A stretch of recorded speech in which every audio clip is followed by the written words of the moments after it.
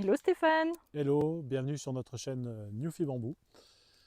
Aujourd'hui, j'ai envie de vous parler de beaucoup de choses, donc je pense qu'il faut faire 2 épisodes. Ok, alors 2 épisodes, sur quoi?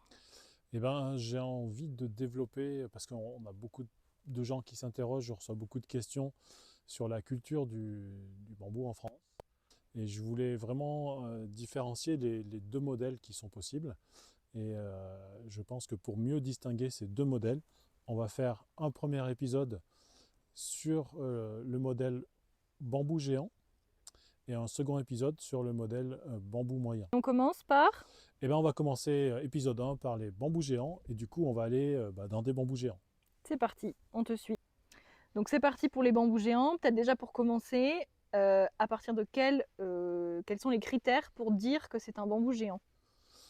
À partir de 8 cm de diamètre, 8, 6, 8, 10, 12, 14, 16 jusqu'à 20, 25 cm de diamètre si ça veut pousser, on est sur du bambou géant. C'est des bambous qui font plus de 15 mètres de haut, de 15 à 25 mètres de hauteur en fait. Qu'est-ce qu'on peut faire avec des bambous géants? Avec des bambous géants, les deux principales productions qu'on peut avoir, c'est les pousses comestibles. Donc c'est des grosses pousses qui sortent, qu'on ramasse comme des asperges. Je vous invite à regarder la vidéo pour savoir comment on récolte des pousses de bambou. À base des racines d'ancrage qui sur le bambou permettent de... donc des pousses comestibles, donc de la conserverie, de la mise en conserve et de la préparation culinaire. Et on peut avoir une production intéressante, on peut avoir au minimum 10 tonnes à l'hectare de pousses récoltées dans une bambouserie de bambou géant.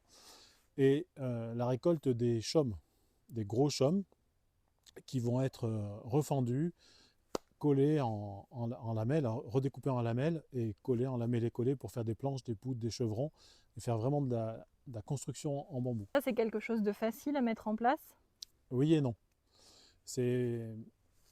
Enfin oui, c'est facile. Un petit exploitant qui veut faire lui-même sa production de bambou, qui plante 1 à 3, 4 hectares de bambou, va pouvoir se faire ses conserves de légumes et dégager un revenu conséquent. Peut récolter des chaumes, les refendre lui-même, mais faire par exemple du panneau. On a un très bel exemple dans le sud-ouest de quelqu'un qui fait des jolis panneaux en lamelles de bambou. C'est très solide, ça fait...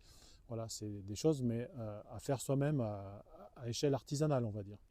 Donc on peut planter un peu de bambou pour soi, en collaboration avec d'autres bamboutiers qui vont faire des constructions. Et c'est une filière qui suit son cours tout doucement, mais avec des petits producteurs. Si on voulait faire des poutres, des planches, ce qui serait vraiment formidable, de pouvoir construire du bambou, des planches avec du bambou géant, il faut, pour alimenter une unité industrielle, il faut 2000 hectares de bambou géant plantés. Donc c'est très long. Je suppose que ça pousse pas si vite que ça, le bambou géant. Non, il faut du temps. Il faut, allez, on va dire 10-12 ans avant que ça commence à ressembler à un bambou géant. Certaines espèces de bambous géants sont vraiment géantes c'est plus près de 20 ans. Donc il faut mélanger plusieurs espèces pour avoir des choses qui commencent à être géantes à 10 ans et d'autres qui vont prendre plus de temps. À 7-8 ans, on va commencer à pouvoir récolter quelques pousses, mais ça ne sera pas encore en plein rendement. Donc il faut bien 10-12 ans. Donc c'est long. Et voilà, la filière du bambou géant, c'est plutôt une filière pour nos petits-enfants, mais pas... Voilà, il faut pouvoir s'installer tranquillement. En plus, le bambou géant, les plants de bambou géant en pépinière sont beaucoup plus compliqués à faire, beaucoup plus contraignants. Donc il n'y a pas une quantité de plants suffisante pour démarrer 2000 hectares de production d'un seul coup. Donc c'est un peu long, mais c'est dommage parce que c'est une récolte très intéressante. Et du coup, quand tu parles du bambou géant, tu parles du mosso? Oui, entre autres, comme je disais, il faut toujours mettre plusieurs espèces dans une bambouserie. On ne peut pas tout miser sur une seule espèce parce que si ça fleurit, on perd tout. Je vous invite à regarder nos vidéos sur la floraison aussi. Le mosso, si le terrain le permet, mélangé avec d'autres bambous géants, bien sûr, mais pas tout seul. Voilà. Mais c'est vrai que sur les terrains où il pousse, c'est un bambou qui est formidable, mais on va l'associer avec d'autres bambous, Philostachys glabrata, Philostachys rutila, Philostachys nigra megurushiku qui finit sa floraison, là, qui repropose des beaux sujets. On a pas mal de gros Philostachys géants qui sont très intéressants.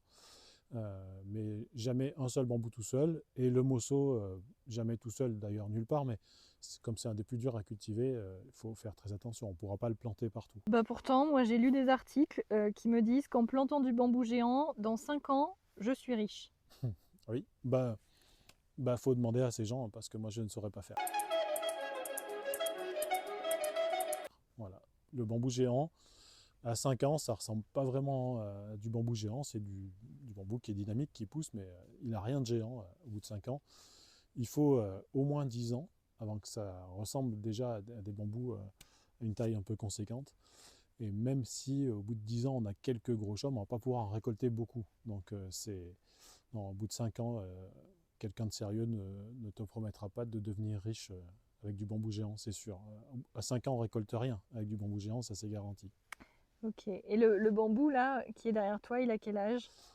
Et ben, il a 12 ans. Ok. Voilà. Philosakis glabrata, on vient d'identifier. Mais il faut du temps. Il faut du temps pour que ça pousse. Ok, donc fin de cet épisode 1. Est-ce que tu peux nous résumer ce modèle bambou géant?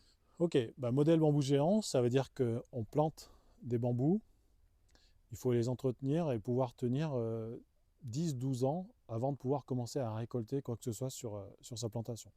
Donc c'est un modèle qui est quand même pas loin de la sylviculture. Il faut prévoir sur du long terme.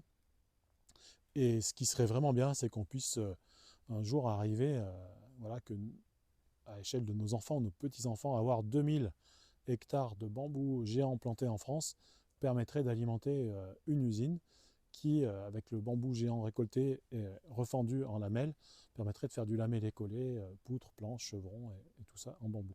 Mais c'est du très long terme. Ok, merci Stéphane. Mais avec plaisir. On se retrouve pour l'épisode 2.